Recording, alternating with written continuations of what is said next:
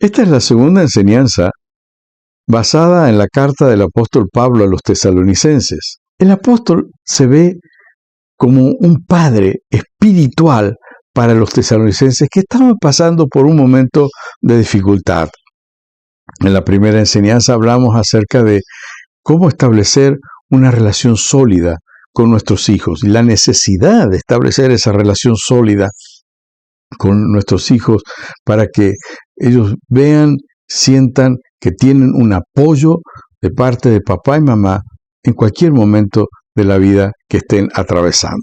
Y en esta enseñanza, en esta segunda enseñanza, quiero mostrarles cómo el apóstol Pablo, interesado en el bienestar de sus hijos espirituales, nos deja a nosotros los padres una enseñanza con 4 acciones concretas que podemos realizar a favor de nuestros hijos. Y algo interesante es que el apóstol Pablo no podía ir él a visitarlos, pero envió a un colaborador suyo y lo presenta como un hombre confiable que va de su parte para animar a los tesalonicenses. Y Pablo quería que los tesalonicenses supieran que estaban en un tiempo de sufrimiento, pero este sufrimiento estaba bajo el control de Dios. Creo que de los padres debemos aprender a ser realistas. Vivimos en un mundo que sufre. Hay sufrimiento. Más o menos, nuestros hijos enfrentan sufrimientos, los enfrentan en el colegio con una materia que les es difícil, con un compañero que los persigue o que se burla de ellos. El tema de las dificultades es un tema que atraviesa toda la enseñanza de la Biblia. Entonces no debe sorprendernos que Pablo hable aquí acerca de enfrentar dificultades y cómo enfrentarlas. Entonces envía a su colaborador Timoteo con 4 propósitos específicos. Primero, fortalecerlos en la lucha. Fortalecerlos en la lucha. Y aquí, cuando habla de fortalecerlos en la lucha, usa la idea de alguien a quien se llama para que preste ayuda. Notablemente, la palabra que él usa aquí es la misma palabra que usa el apóstol Juan cuando se refiere al Espíritu Santo que vendría para ser nuestro defensor. Así que pensemos, ¿cómo fortalecer a nuestros hijos para enfrentar en el día a día? No somos ni Dios, ni somos el Espíritu Santo. Pero, a pesar de nuestras habilidades limitadas, podemos crear con la ayuda de Dios un ambiente de fe, como lo aprendemos en el consejo que nos deja Moisés en Deuteronomio 6, 4 al 9. Y Dios le dice, debes comprometerte con todo tu ser, al papá, a la mamá, debes comprometerte con todo tu ser a cumplir cada uno de estos mandatos que hoy te entrego. Repíteselos a tus hijos una y otra vez. Habla de ellos en tus conversaciones, cuando estés en tu casa, cuando vayas por el camino, cuando te acuestes, cuando te levantes. Escríbelo en los marcos en la entrada de tu casa.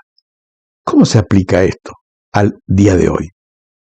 Qué bueno que en cada hogar podamos tener un altar familiar, un momento del día, 1, 2, 3 momentos en la semana ya establecidos, un compromiso de papá, mamá con los hijos para un momento donde puedan leer la Biblia, cantar canciones cristianas, escuchar música cristiana, un momento donde puedan orar, donde puedan memorizar textos con las promesas de Dios, un tiempo personal con cada hijo, un altar familiar, pero también un tiempo personal con cada uno de los hijos. ¿Para qué? Para fortalecerlos, para que sepan que hay alguien al lado de ellos que puede comprender, que puede identificarse, que puede empatizar con las dificultades que el hijo está atravesando. No importa la edad del hijo, pueden ser los pequeños, pueden ser los jóvenes, pueden ser hijos que ya están casados.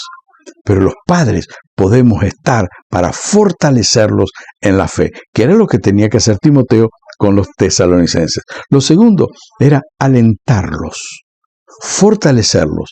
Segundo, alentarlos en la fe. A Pablo le preocupaba la calidad de vida espiritual, sin importar qué dificultades tuvieran que enfrentar. Y creo que los padres hoy, papá, mamá, debemos estar ocupados en velar por la calidad de vida espiritual que llevan nuestros hijos, porque esto siempre, no importa la edad que tengan, estemos nosotros o no, siempre mantener su fe en las enseñanzas de Dios y practicar en obediencia a esas enseñanzas, siempre va a fortalecer la vida de nuestros hijos, los va a alentar. ¿Y cómo se alienta a un hijo? Yo no encuentro otra forma más que siendo coherentes con lo que decimos. Fíjense, a través de Moisés, Dios dice, graba estas palabras en tu corazón y luego enséñalas. La incoherencia entre lo que digo y hago es lo que más enoja a un hijo. Destruye la fe de un hijo. La incoherencia entre lo que digo y lo que hago es lo que frustra a nuestros hijos. Por eso la manera de alentarlos es que vivamos vidas coherentes. Vivamos vidas coherentes, vidas que inspiren a nuestros hijos, más allá de lo que decimos, por la forma en que vivimos. El tercer motivo de la visita de Timoteo a los tesalonicenses era para que no sean perturbados por las aflicciones. Esta palabra perturbar era un verbo que se usaba para dar la idea de un perro moviendo la cola, y de ahí pasó a significar halagar, adular, entusiasmar a otra persona. Ahora, debemos reconocer que hay muchas propuestas atractivas, halagadoras, pero que no edifican la fe.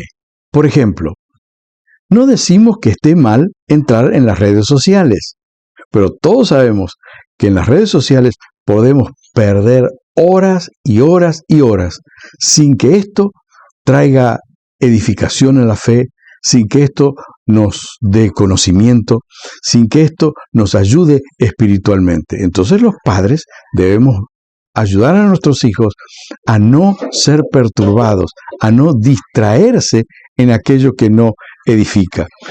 Necesitamos enseñarles a nuestros hijos a enfrentar las dificultades sin abandonar la fe en Dios, aun cuando escuchen muchas propuestas que son atractivas, que son lindas, pero que no edifican. El apóstol Pablo decía, todo puedo hacer, pues no todo me edifica. Y esto tenemos que tener presente cuando hablamos con nuestros hijos. Entonces, para ayudarles a no ser perturbados, debemos enseñarles a confiar en la palabra de Dios. Por ejemplo, en Filipenses 4:13 dice, todo lo puedo en Cristo que me fortalece. Puedo decir no a propuestas. Puedo decir no a situaciones que me gustarían, son lindas, pero que no me edifican, que no me hacen bien. Podemos enseñarles a confiar en la palabra de Dios. ¿Por qué?